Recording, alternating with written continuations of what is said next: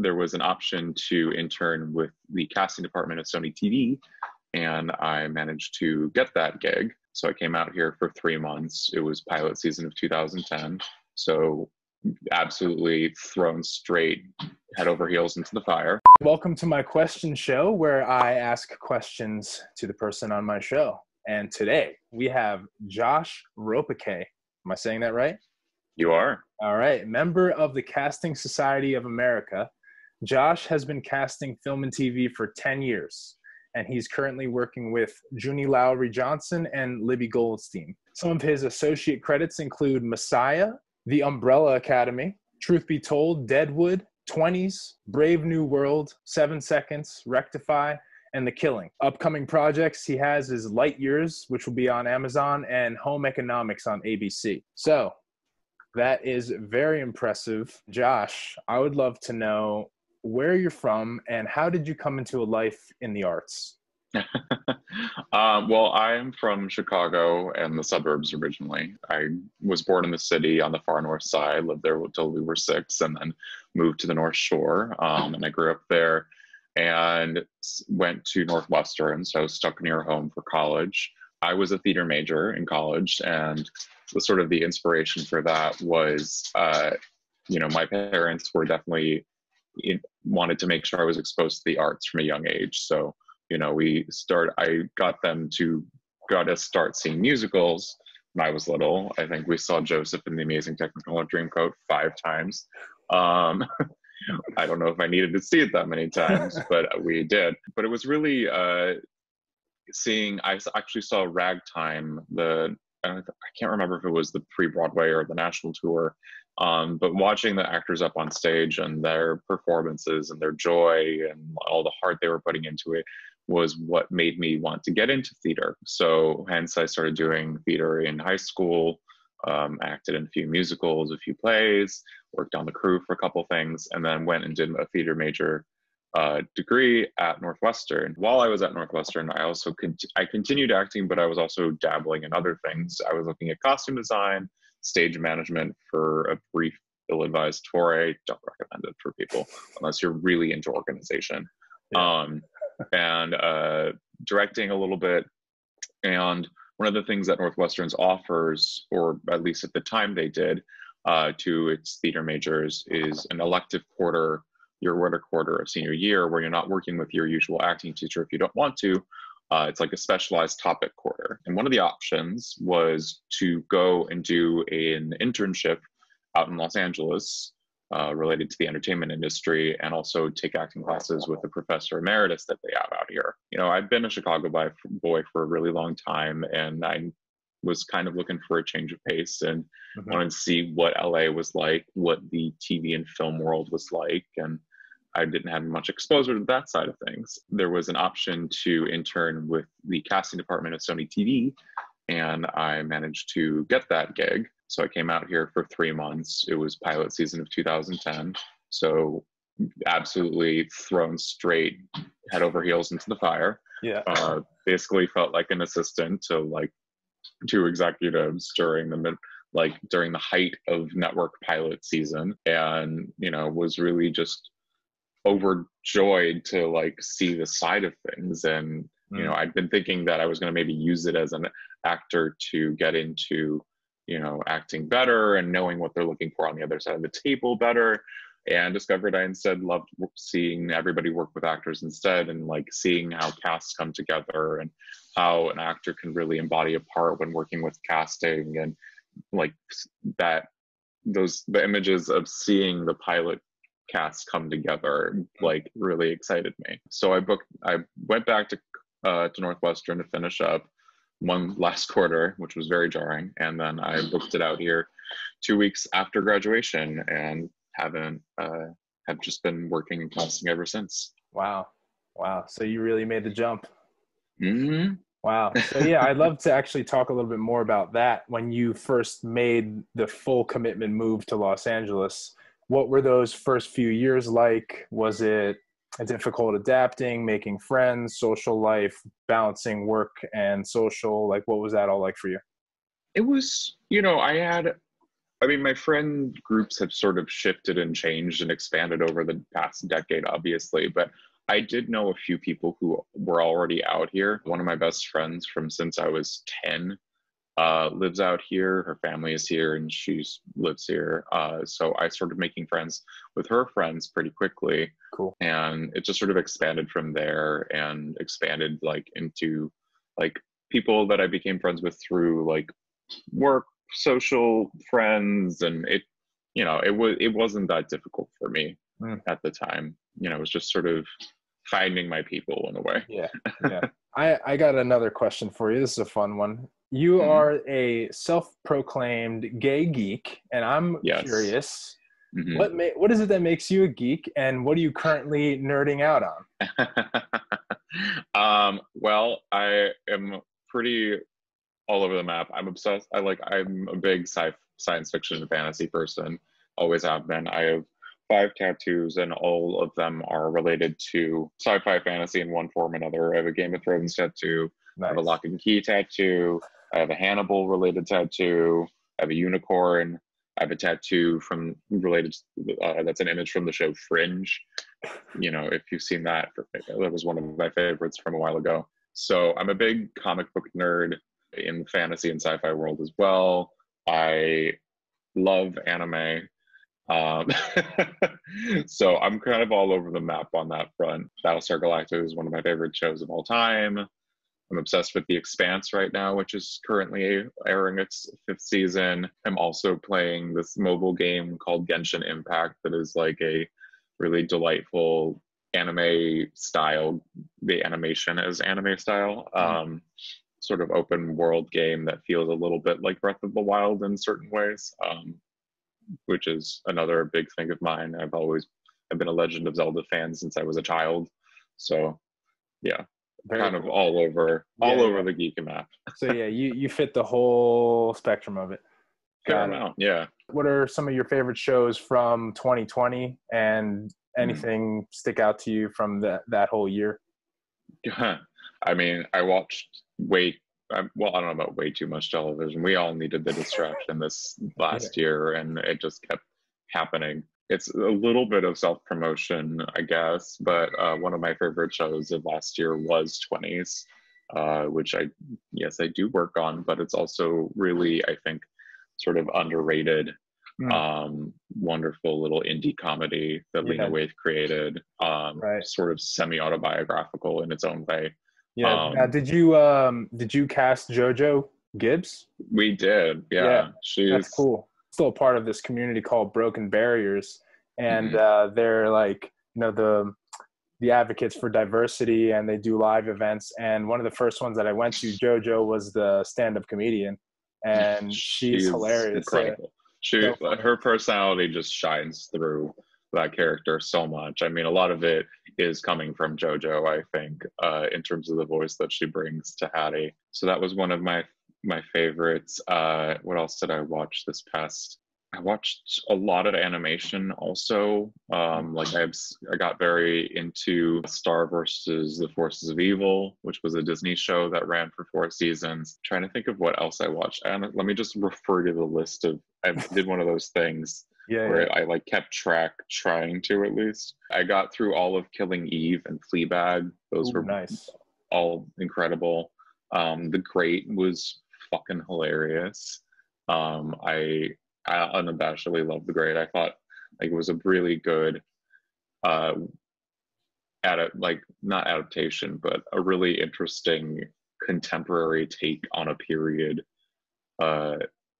conflict, I guess. A story that we all sort of know, but it was a really fun way to see it updated, at least in the language, and see them as real people and not like these faraway figures from centuries ago. What else did I watch? I was apparently terrible at keeping track at one point because I don't think that I checked off as many things that I did see. Did you watch The Mandalorian? Well, yes, of course. What are your thoughts? Mandalorian was fucking great. I think it has a couple of off episodes here and there, but I definitely love the space western that they're going for. And, you know, now that they're weaving their way into the mythology of the Star Wars world, because I'm a big Clone Wars and Rebels guy too. Yeah, So like seeing that finally woven in and seeing where its place was in the Star Wars universe was really really cool. awesome. Yeah. Yeah. Rosario. Oh yeah, that Yeah. was great. I'm looking forward to where that live action show goes for Yeah. sure. Hmm. You know, I don't know when it's coming out, but it'll be great when it happens. Right. How about going into 2021? What type of content are you looking forward to see more of? Any genre or? I mean, not any specific genre in particular, just the ones, you know, I'm kind of all over the map. You know, I love serialized dramas as well. Like Damages is one of my hallmark shows of all time in terms of like favorite TV, mostly because of the performances. I mean, the writing is incredible, but the performances of Glenn Close and Rose Byrne going at each other for 5 seasons straight was spectacular. But yeah, so I'm definitely looking forward to maybe, I mean, I guess I'm more lightness, um, or more escapist fare, hopefully. Right. I mean, not that we don't have enough already, but you know, I think that Ted Lasso is on my to watch list, and I know everybody's obsessed with that. Yeah. And it definitely feels like something I will be very much a fan of. Just that sort of warmth and lightness and the humor Definitely. that it's Yeah. supposed to have. It also has that that aspect of the world that we once knew, right? Where it's Yeah. like things were This normal. is what we thought. Yeah. This is what we thought things were. Yeah. And yeah, it brings us back to that, and that hope, like you're saying, a little bit of lightness that we'll get back to that, right? Exactly. Mm-hmm. Cool. So let's talk a little bit about casting. I'm curious with the, you know, the landscape of the industry right now crawling its way back to life. Is bidding for projects more competitive now that, you know, that things are slower? And does that create like an incentive for casting to potentially lean more into their own producing?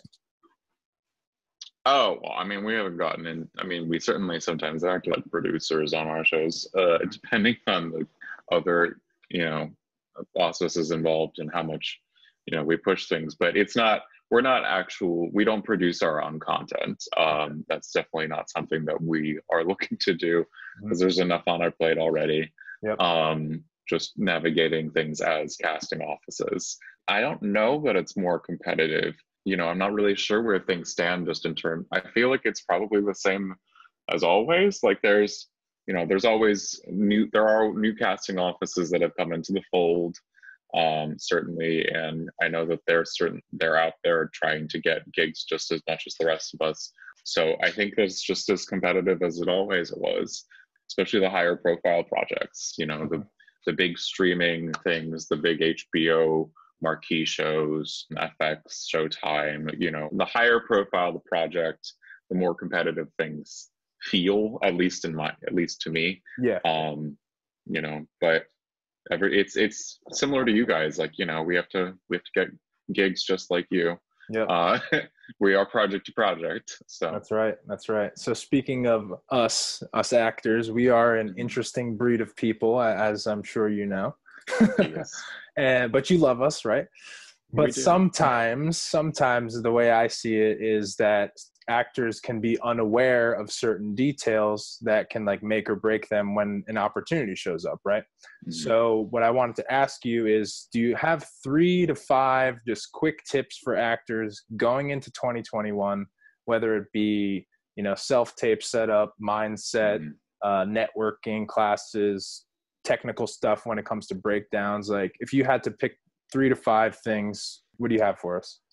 Yeah, I mean, let's start with the self-tapes thing. So I think my main thing for self-tapes was treat it like an audition. You know, like I know that you guys have your own time to do it and you can get to do it at your own pace, but treat it like an audition in as many aspects as you possibly can, because you will get in the mindset better. And in that, I mean, you know, don't feel like you need to do as many takes as possible to get it perfected, because it just becomes over performative. It just becomes something that doesn't feel honest and grounded, you know. So I think that if you don't have it by like the fifth take, then I don't like doing it any damn best. That is just gonna be pointless.